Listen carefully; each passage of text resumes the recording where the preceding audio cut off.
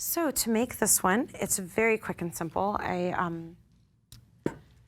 love scrap projects because they're so efficient with how much material you end up using. All you'll do is using your pencil and a quilt ruler or measuring tape. On the wrong side of this, you'll mark the 3-inch mark upward. And that is as easy as finding this straight line at the bottom, aligning it, and drawing across. Then much like our oilcloth lunch tote where we drew the same thing again, we're going to now use that line as our gauge at 3 inches. And using that as a straight line, draw it a second time. So now you'll see this is a 2-inch section, a 3-inch section, and a second 3-inch section.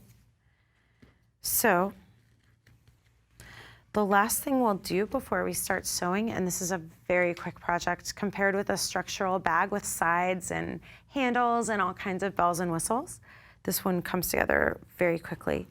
You'll freehand draw a curve. So all you're looking for here is a neat little curve. It does not have to be exactly like mine. You could do an envelope that was more of a diagonal. It's completely up to you. I like the curve myself, so I basically,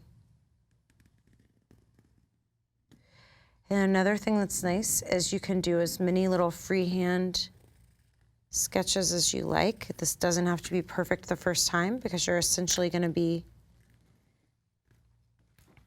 this is the underside, people aren't going to see it, and you have every opportunity to kind of change it a bit. So now I'll just find my fabric shears, which I think are on this side. Here they are. And I'm just going to trim this away a little generously. So I'm not cutting it really tightly to my line, just more just to the side of it.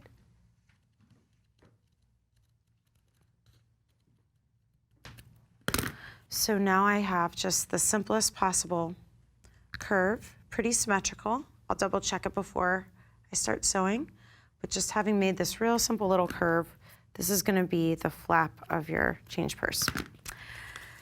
So the next thing we'll do is make a quick fold, and it's a finger press fold. Remember, just as we talked about earlier, we never use the iron with oilcloth, just not worth it. In addition to destroying the oilcloth, it's also, oilcloth is treated with, you know, plastic or just the way it's made has, by necessity, some chemicals, so you don't want to be breathing that in heated up with an iron. Even if you use a very low one, I would just stay away from it entirely and use your fingers. So now we're folding this up just at that 3-inch mark and pinning the sides. And as I mentioned earlier, you can also tape instead, whichever you prefer. But we've essentially just made this super simple little guy. Trim a tiny bit here just because of the way my pattern fell. There we go. So as soon as everyone's ready with this, we've still got our nonstick foot on our sewing machine from our larger oilcloth project.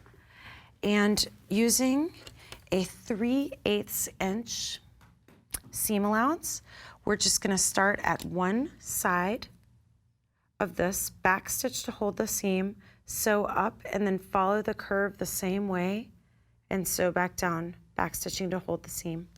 It's very quick and simple. It'll just skim along inside the curve of the top, and we'll have a finished bag within a minute.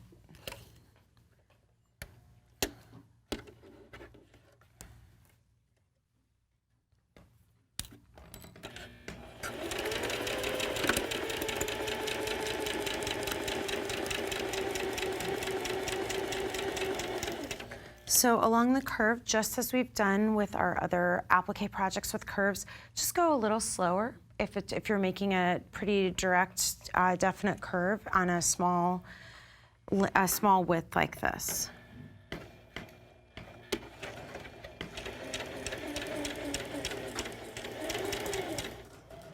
And if you need to pivot your foot a bit, just make sure your needle's all the way down as we discussed.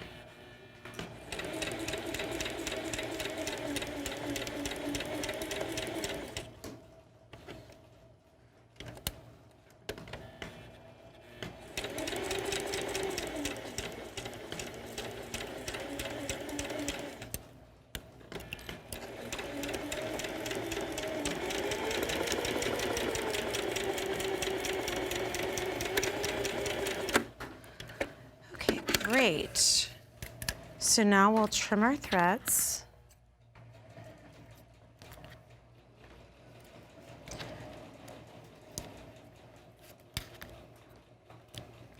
And I just want to show really clearly how this looks. It's the stitch line goes up. It's almost like, once again, a rainbow. And here it's the same.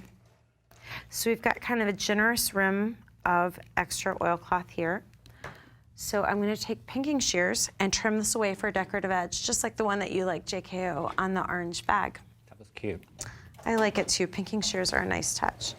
So pinking shears couldn't be easier to use. They're just like scissors. But one thing I do is I start at this one edge and cut forward, trying to keep my pinking shears level. When I get to about the first place where I'll need to pick up my shears and start again, I try to align the last sawtooth, like pinking shears, really neatly, and just set my shears there so that I don't get sort of a weird in-between size or a divot or go off my pattern. And then continue cutting forward. And you'll notice a big difference between cutting a single layer of oilcloth and cutting a double layer of oilcloth. So when you get to your single layer, don't go too fast, because it's so much easier to cut through than the double thickness that you may have your shears jump a little bit. When you use the shears, do you need to treat the edges, or are the edges in danger of fraying at any point? Oilcloth is woven in such a specific, easy way that it really doesn't fray as much. You might see a stray thread here or there, but if you care for it with, you know, just careful, gentle washing and keeping it really, you know, away from heat and any kind of, you know, sharp things, it should wear pretty well. So I'm doing this a bit slower than normal, just so you can really see. But so now I've made this one. And what's nice about it, if you use a pattern like this, you'll just see that it aligns itself because it's all one continuous piece.